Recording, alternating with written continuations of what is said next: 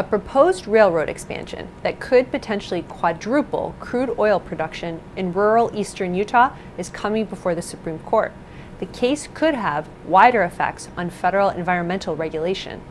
The justices will review an appeals court ruling that overturned the project's approval by regulators under the National Environmental Policy Act.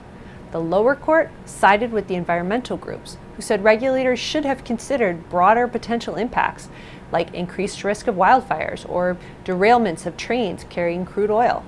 The case turns on how federal agencies consider potential harm to the environment when they're deciding whether to approve development projects. Critics say that process can delay projects for years, but environmental groups say it's a key protection that shouldn't be limited.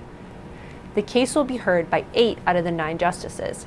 Justice Neil Gorsuch recused himself. He had been facing calls to step aside over his ties to a Colorado billionaire who could benefit if the project goes through.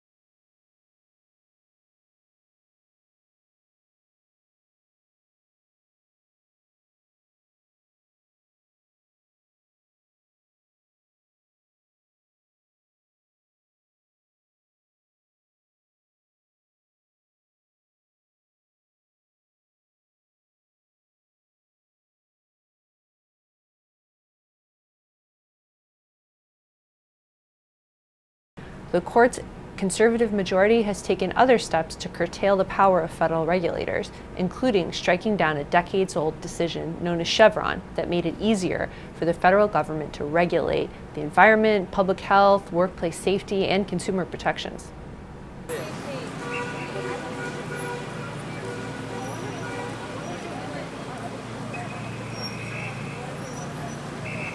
The court is expected to issue a decision in the case by the spring.